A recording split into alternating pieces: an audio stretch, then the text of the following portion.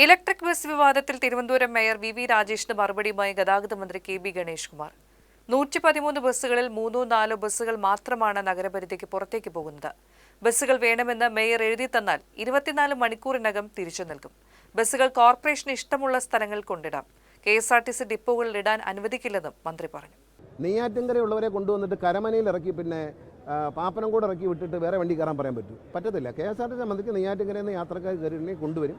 പിന്നെ നെയ്യാറ്റിൻകരയ്ക്കും ആറ്റിങ്ങിനൊക്കെ ഓടുന്ന പല വണ്ടികളും ഞങ്ങളുടെ വണ്ടിയാണ്. ഞങ്ങൾക്ക് 50 വണ്ടിയുണ്ട്, ബാറ്ററി വണ്ടി. അതാണ് ഓടുന്നത്. ലോൺ എടുത്ത് ഞങ്ങൾ വാങ്ങിച്ച വണ്ടിയാണ് കിഫ്ബിയിൽ നിന്ന്. ആ വണ്ടികൾ ഓടുന്നുണ്ട്. ആ വണ്ടി ഓടിക്കും. അതിനാരുടെ അനുവാദം ആവശ്യമില്ല. പിന്നെ ഞാൻ പരിശോധിച്ചപ്പോൾ ഈ 113 കിലോമീറ്റർ വണ്ടികളിൽ 3-4 കിലോമീറ്ററാണ് ചില വണ്ടികൾ ഔട്ടറിലേക്ക് പോകുന്നത്. ഈ എഗ്രിമെൻറ്റ് പ്രകാരം ഇതിൻ്റെ GPS പൊസിഷൻ പരിശോധിക്കാനുള്ള ചുമതല ഏൽപ്പിച്ചിരിക്കുന്നത് സ്മാർട്ട് സിറ്റി CEOയ്ക്കാണ്. അവർക്ക് അപ്പോഴപ്പോൾ കിട്ടിക്കൊണ്ടിരിക്കില്ലേ, കണ്ടോളൂ.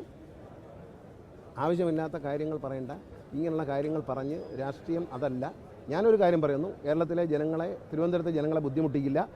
എപ്പോഴാണോ കോർപ്പറേഷന് ഈ സാധനം ഞങ്ങൾ എടുക്കാം എന്ന് പറഞ്ഞൊരു കത്ത് CMDക്ക് കൊടുത്താൽ മതി. 24 അവേഴ്സിനുള്ളിൽ അവർ പറയുന്ന സ്ഥലത്ത് ഈ വണ്ടി ഇട്ട് കൊടുക്കും. പകരം 113 വണ്ടിക്ക് പകരം 150 വണ്ടി, അതിലധികം വണ്ടി ഞാൻ സർക്കാരിൻ്റെ ഭാഗത്ത് നിന്ന് ഞങ്ങൾ ഈ കേരളത്തിലെ തിരുവനന്തപുരത്തെ ജനങ്ങൾക്കും യാത്രക്കാർക്കും ഉറപ്പ് നൽകുന്നു. പറഞ്ഞാൽ 24 മണിക്കൂർ പറഞ്ഞാൽ 24 മണിക്കൂറിൽ ഈ 150 വണ്ടിയും സിറ്റിയിലുണ്ടായിരിക്കും, ഓടിയിരിക്കും.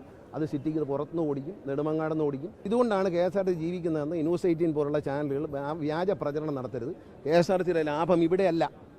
KSRTCയിൽ ഉണ്ടായിക്കൊണ്ട നേട്ടം എന്ന് പറയുന്ന കേരളം മുഴുവനാണ്. ആര്യങ്കാവ് ഡിപ്പോ അടക്കമുള്ള കൊച്ചു ഡിപ്പോകൾ പോലും ലാഭത്തിലാക്കിയ KSRTC ജീവനക്കാരുടെയും ജനങ്ങളുടെയും വിജയമാണത്.